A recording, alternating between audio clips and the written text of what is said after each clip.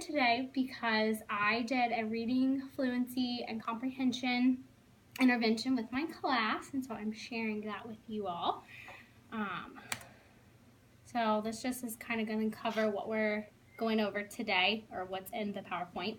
My vision statement, our meeting agenda, part 1, which is the problem, intervention, and research to back up my intervention, and data analysis and reflection and next steps. So my vision statement is to inspire students and teachers daily to be successful and confident lifelong learners. And today we're going to cover, I kind of already talked about the problem, intervention, and research, the data analysis, and reflection. So part 1, the problem.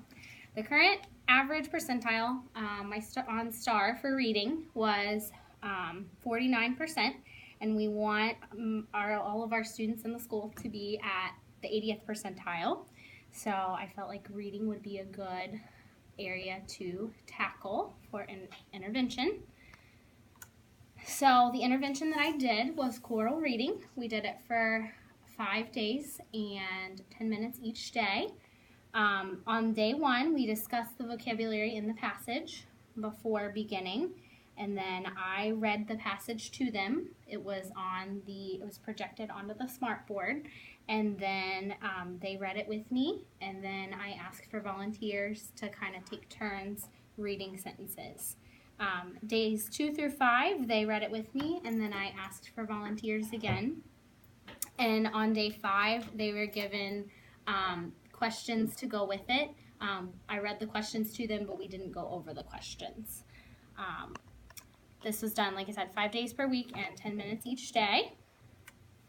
The research that backs up choral reading, the reading proficiency level across the United States is approximately 2/3 of 4th grade students read at or below the basic level. Whole class choral reading is a classroom strategy in which all students read aloud from the same text in unison with the teacher, who models accurate punctuation, appropriate reading rate, and expression. And also at this level, correct words and making sure that the words are said correctly. Studies using whole class choral reading as a fluency strategy suggests that readers experience improved decoding ability and more fluent reading, and that it is effective at improving oral reading fluency. This is my data analysis. These were the 4 questions on that went with the passage. What do lots of people like to do? The passage was about football and kind of how that goes with Thanksgiving. What do some people like to watch? What do they watch, or when do they watch the game, and where do they sit to watch the game? And I actually only had 2 students answer one question incorrectly, and it was the same question. So they, for the most part, mastered the comprehension part of it, which we know that comprehension and fluency are related. So the reflection and next steps for the intervention. Harder passages, based on the comprehension questions, this passage was very easy for them, so they need to be challenged more. ReadWorks is a great resource for that. Miss Hagedorn has also given us some passages that are nicely done for differentiation purposes. And then also Reader's Theater would be fun to kind of practice and use plays to help with that, and then performing for another class.